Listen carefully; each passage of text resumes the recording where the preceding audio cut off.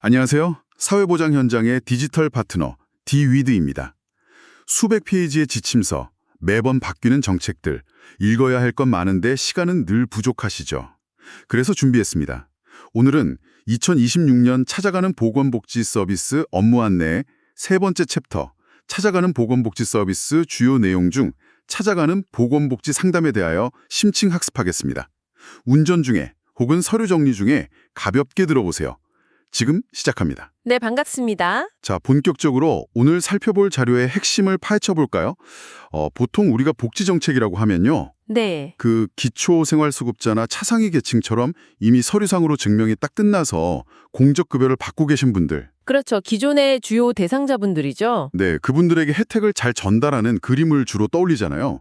그런데 이번 2026년 지침서를 꼼꼼히 읽어보니까 이 판 자체가 완전히 뒤집혔더라고요. 완전히 바뀌었죠. 예방적 복지라는 말이 전면에 등장하는데 이게 단순히 말뿐인 건지 진짜 현장에서 체감할 만한 변화인지부터 좀 짚고 넘어가야 할 것 같습니다. 여기서 정말 흥미로운 점은 복지 행정이 스스로의 정체성을 다시 썼다는 겁니다. 정체성을요? 네, 과거에는 창고에 앉아서 신청서가 들어오면 요건을 심사하고 정해진 혜택을 수동적으로 내어주는 역할에 머물렀다면요.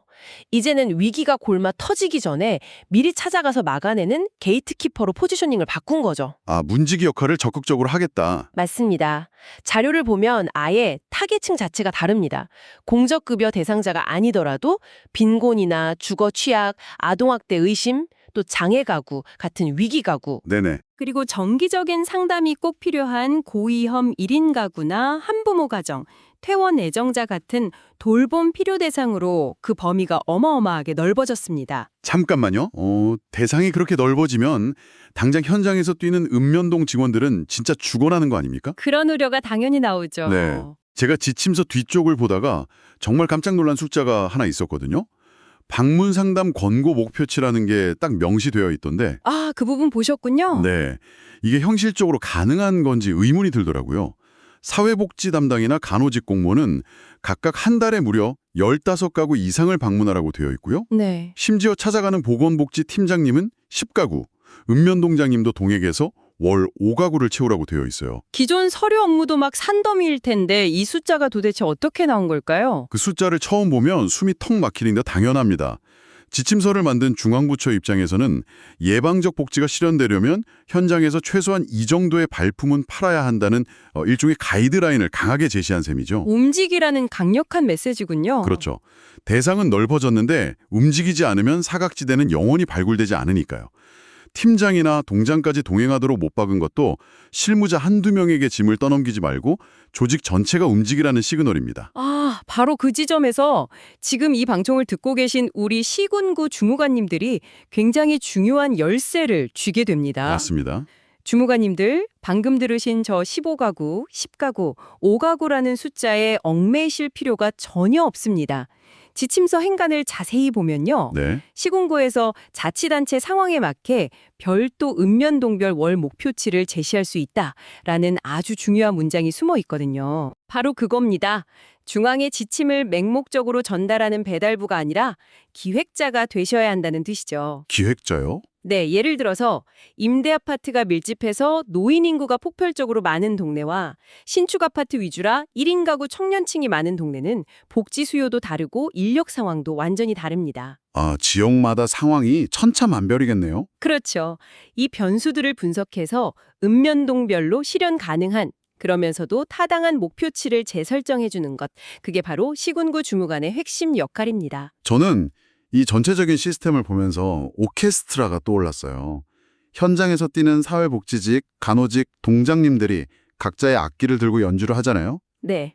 근데 악보도 없이 각자 자기 소리만 내면 막 엄청난 소음이 되겠죠? 이걸 조화로운 음악으로 만들려면 누가 언제 들어오고 빠질지 템포를 맞춰주는 지휘자가 필요한데 이 지휘단상에 서 계신 분들이 바로 시군구 주무관님들인 거잖아요. 아주 적절한 비유입니다. 이것을 더 큰 그림과 연결해 보면요. 업무의 흐름이 왜 4단계 프로세스로 쪼개져 있는지 명확해집니다. 4단계 프로세스요? 네, 이 4단계는 행정자원을 낭비 없이 쓰기 위한 아주 정교한 설계도예요.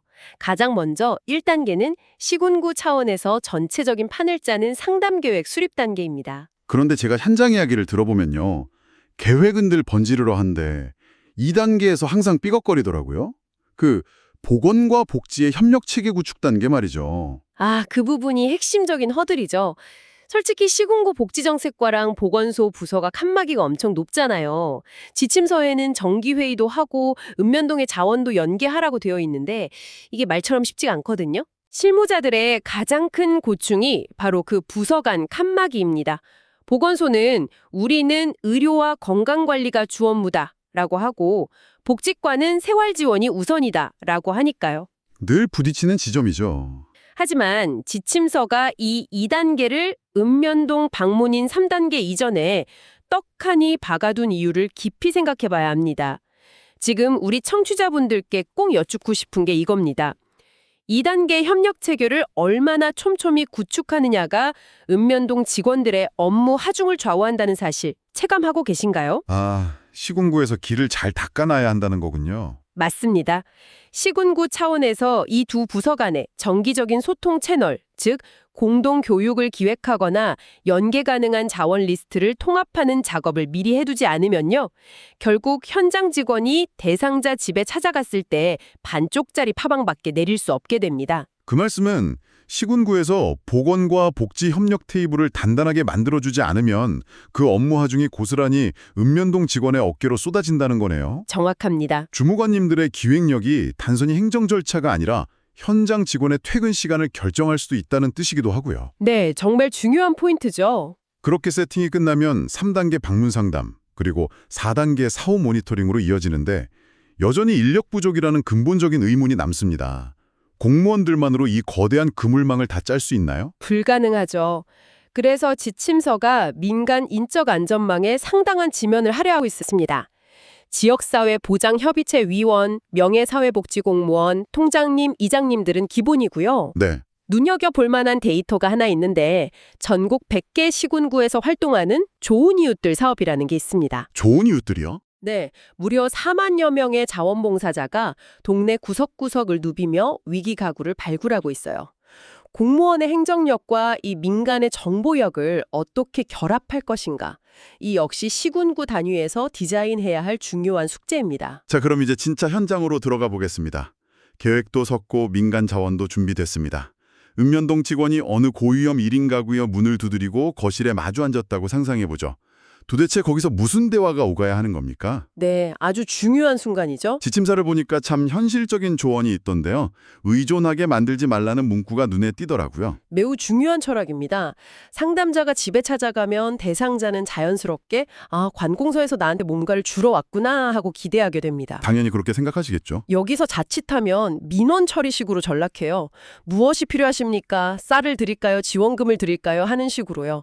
하지만 지침서는 이런 서비스 지원에 대한 과도한 기대를 차단하고 제공할 수 있는 한계를 명확히 안내하라고 권고합니다. 한계를 명확히 냅는다. 네, 핵심은 대상자 스스로 주도적으로 문제를 해결하려는 의지를 끌어내는 동기부여에 맞춰져 있습니다. 그런데 그 동기를 부여하려면 상대방의 삶을 완전히 꿰뚫어 봐야 하잖아요. 사회복지 담당자가 파악해야 할 영역이 무려 10개나 되더라고요. 저는 이거 읽으면서 약간 무슨 프로파일러 수사 매뉴얼인 줄 알았습니다. 그럴 수밖에 없는 게 가난이나 위기는 단편적으로 오지 않거든요. 복합적이죠. 그렇죠. 집에 들어갔을 때 단순히 통장 잔고만 묻는 게 아닙니다. 우편함에 독촉장이 쌓여있지는 않은지 이게 경제와 법률 영역이고요. 아, 그런 것까지 챙겨야 하는군요. 집안에 쓰레기가 방치되어 있지는 않은지, 생활 환경을 보고 오랫동안 연락하는 가족이나 이웃은 있는지, 사회적 관계를 다각도로 스캔해야 합니다.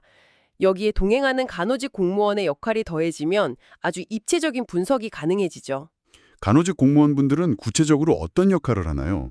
간호직 공무원은 대상자가 먹고 있는 약봉투를 확인하거나 자주 가는 병원이 어딘지 파악해서 당장 개입이 필요한 보건의료 자원을 즉각 연결해냅니다. 와, 확실히 시야가 넓어지네요. 저는 이 지침서에서 가장 소름 돋았던 부분이요. 단순히 무엇을 조사하라가 아니라 어떻게 행동하라는 아주 디테일한 스킬까지 적혀 있다는 점이었어요. 맞습니다. 현장의 경험이 녹아있는 부분이죠. 상담할 때 과도하게 눈을 뚫어지게 쳐다보지 말라던가 방 안에 들어갈 때 만약의 사태를 대비해서 출입문을 등지지 말고 언제든 밖으로 나갈 수 있게 문 쪽에 앉으라는 내용 말이에요. 이건 책상머리에서 나온 정책이 아니라 진짜 산전수전 다 겪은 현장에 땀방울이 녹아있는 거 아닙니까? 정말 정확한 지적이십니다. 그리고 그 모든 현장의 피땀 어린 기록은 절대 휘발되면 안 됩니다. 대면 상담 전후로 반드시 거쳐야 하는 시스템이 바로 행복 이음이죠. 행복 이음. 네, 문을 두드리기 전에 이미 행복 이음을 통해 과거에 이 가구가 어떤 복지 혜택을 받았었는지 철저히 예습해야 하고요. 상담을 마치고 돌아오면 초기 상담 서식에 맞춰 그날 관찰한 대상자의 변화나 위기 징후를 아주 객관적이고 건조하게 기록으로 남겨야 하죠. 여기서 우리 시군구 주무관님들이 꼭 메모하셔야 할 실무 팁이 하나 더 등장합니다. 네, 어떤 걸까요? 현장 직원들이 행복이음의 데이터를 열심히 올리는 것도 중요하지만 이 데이터가 그냥 창고에 쌓여만 있으면 안 되잖아요. 물론입니다. 활용이 되어야죠. 지침서에 아주 구체적인 모니터링 룰이 하나 명시되어 있습니다. 사례 관리가 끝난 종결 가구라도 종결 후 9개월 안에 최소 2회 이상 모니터링을 해야 하고요. 그중 첫 번째는 반드시 3개월 이내에 해야 한다는 규정입니다. 아주 중요한 수치네요. 9개월 내 2회. 네. 주무관님들은 시군구 희망복지지원단 차원에서 이 모니터링이 제대로 돌아가고 있는지 반기에 한 번씩은 꼭 점검하고 피드백을 주셔야 합니다. 그 데이터의 흐름을 쥐고 있는 사람이 결국 지역복지의 방향타를 쥐게 되는 셈이니까요. 데이터를 들여다보면 어느 동네에서 위기가 재발하는지, 어떤 유형의 사후관리가 더 필요한지가 고스란히 드러납니다. 방금 우리가 문 쪽에 앉으라는 디테일을 잠깐 이야기했었잖아요. 네, 그랬죠. 사실 이 부분은 조금 더 진지하고 무겁게 다뤄야 할 것 같습니다. 오늘 다루는 내용 중에서 어쩌면 전체 지침서를 통틀어 가장 중요한 내용일 수도 있어요. 바로 현장 직원들의 안전 문제입니다. 제가 이 파트를 읽으면서 느낀 건 아까는 프로파일러 매뉴얼 같다고 했는데 이 안전 파트는 거의 경찰관 생존 매뉴얼 같더라고요. 이 대목은 우리에게 아주 근본적인 질문을 던집니다. 예방적 복지, 찾아가는 상담, 다채 좋습니다. 좋죠. 하지만 방문하는 직원이 위험에 노출된다면 이 훌륭한 정책이 과연 현장에서 지속될 수 있을까요?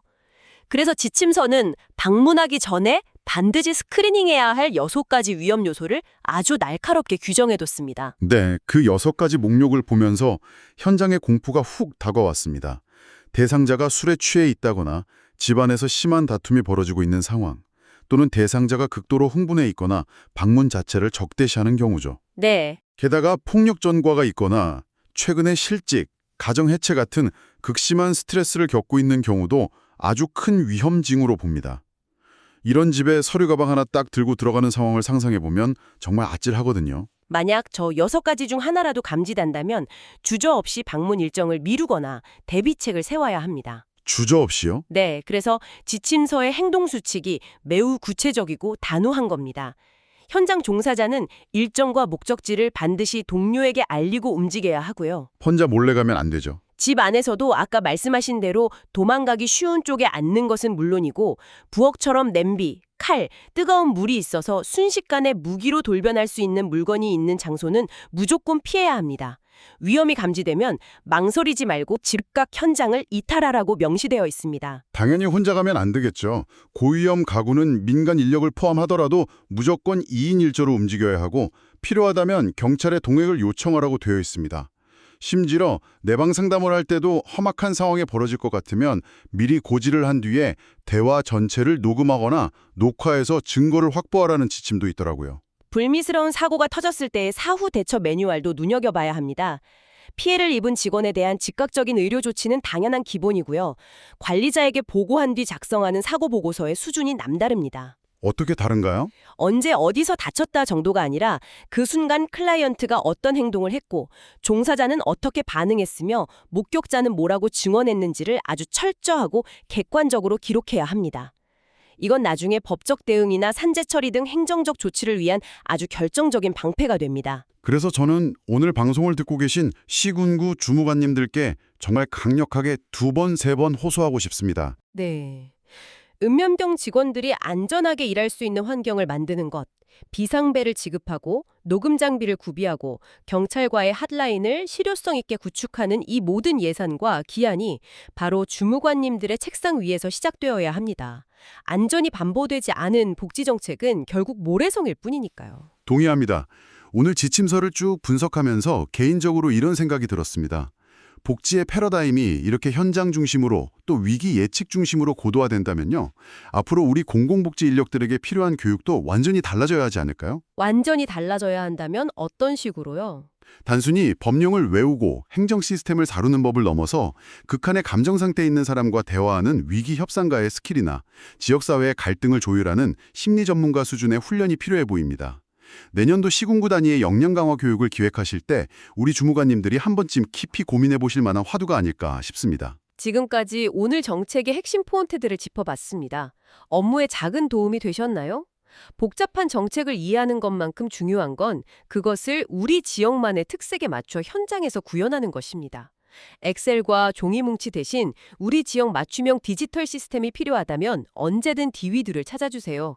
행정은 레거시 시스템이, 현장 돌봄의 완성은 디위드가 함께합니다. 더 자세한 내용과 실무 팁은 디위드 블로그와 홈페이지에서 확인하실 수 있습니다. 구독과 좋아요로 내일의 복지 행정을 더 가볍게 만드세요. 보다 촘촘한 사회 안전망을 위한 디지털 파트너 디위드였습니다. 감사합니다.